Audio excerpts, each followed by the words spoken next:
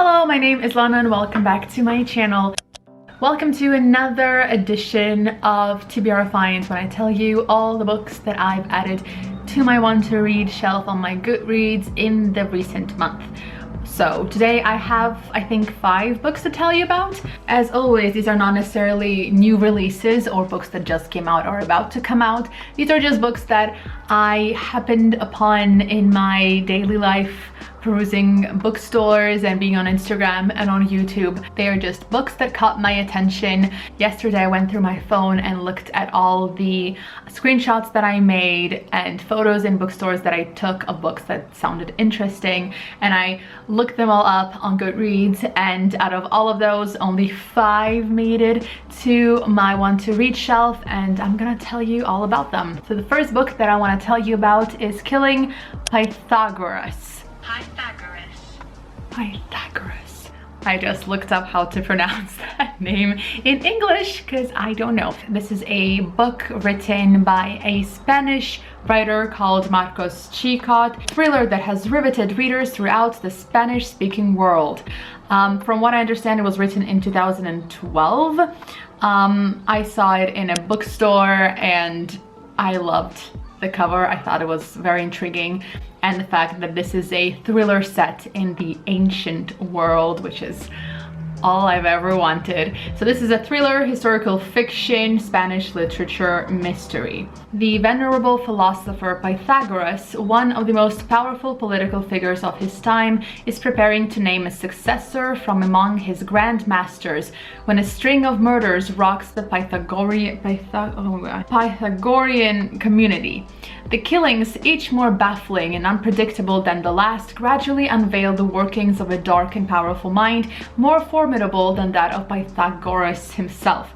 It's a very hard name to pronounce. Egyptian investigator Akhenaten and the enigmatic Ariadne work to identify the murderer, while at the same time coming to terms with their own tumultuous relationship. So it's based on real-life historical events? I had no idea. Oh, that's so interesting. Readers will unearth cryptic clues and come face to face with some of the most unnerving characters ever to appear in the pages of fiction. I love the ancient world. I love reading about it. I love murder mysteries, combining the two, plus it's based on real events. What? I'm in. Next is a non-fiction book called The Language Wars by Henry Hitchings, a history of proper English. And this one was written in 2011. The English language is a battlefield. Since the age of Shakespeare, arguments over correct usage have been bitter and have always really been about contesting values, morality, politics, and class. Moving chronologically, the book explores the most persistent issues to do with English and unpacks the history of appropriate usage. The Language Wars examines grammar rules, regional accents, swearing, spelling, dictionaries, political correctness, and the role of electronic media in reshaping language. It also takes a look at such details as the split infinitive, elocution, and text messaging. Needless to say, if you've been here before, I love languages, and English is probably one of my favorite languages.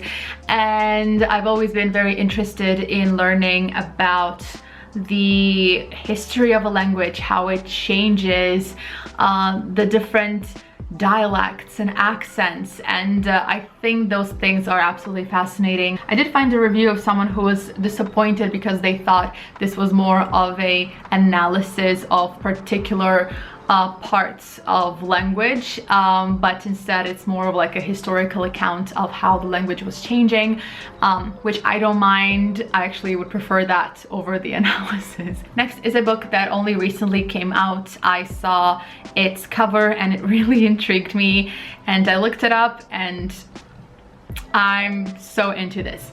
It's called Spear by Nicola Griffith. As I said, it was published very recently, 19th of April 2022.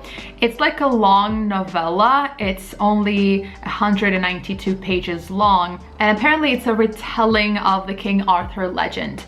The genres listed are fantasy, historical fiction, LGBT, retellings, adult, queer. The girl knows she has a destiny before she even knows her name.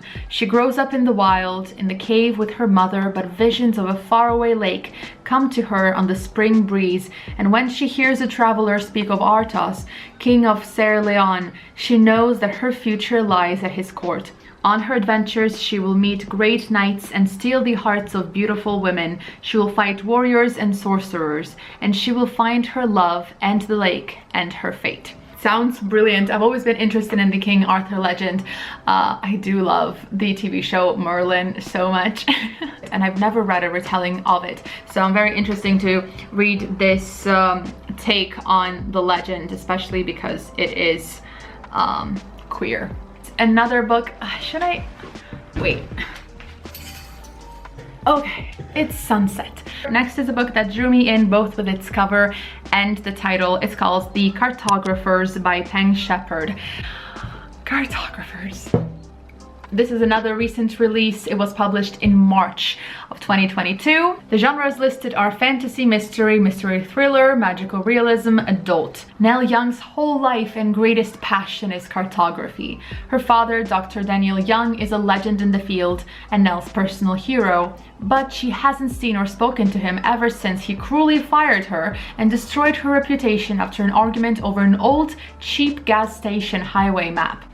But when Dr. Young is found dead in his office at the New York Public Library with the very same seemingly worthless map hidden in his desk, Nell can't resist investigating. To her surprise, she soon discovers that the map is incredibly valuable and exceedingly rare. In fact, she may now have the only copy left in existence. Maps and mysteries and what sounds like a murder. I am all for it. It sounds amazing. Last book I want to tell you about is called There's No Such Thing as an Easy Job by a Japanese author, Kikuko Tsumura, and the translator listed here is Polly Barton.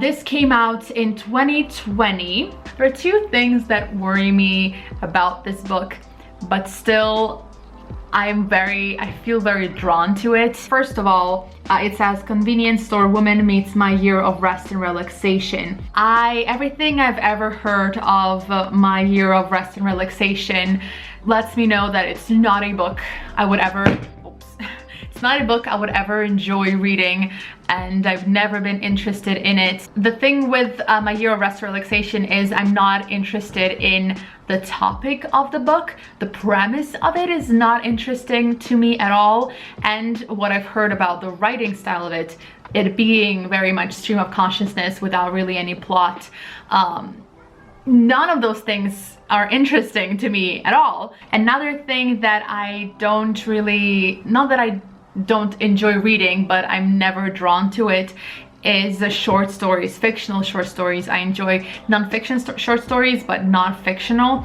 and it sounds like this is written as short stories. But let me tell you more about this book. Okay, so the genres listed are fiction, contemporary Japanese literature, magical realism. A young woman walks into an employment agency and requests a job that has the following traits. It is close to her home and requires no reading, no writing, and ideally, very little thinking. She's set to a nondescript office building where she's tasked with watching the hidden camera feed of an author suspected of storing contraband goods. As she moves from job to job, writing buzz adverbs for shops that mysteriously disappear and composing advice for rice cracker wrappers that generate thousands of devoted followers, it becomes increasingly apparent that she's not searching for the easiest job at all, but something altogether more meaningful. Everyone in the reviews says that this book is very odd, but I really liked it. Again, I feel like I'm so curious about this book. Like, what is it? I don't know. I just feel very drawn to it, even though I think there is a big chance that this book will just not be for me. But if you read it, let me know what you think about it. These were the 5 books that I found in the month of April. Let me know if you know any of these books, if you read any of them. And thank you so much for watching, and I will see you in my next video. Bye!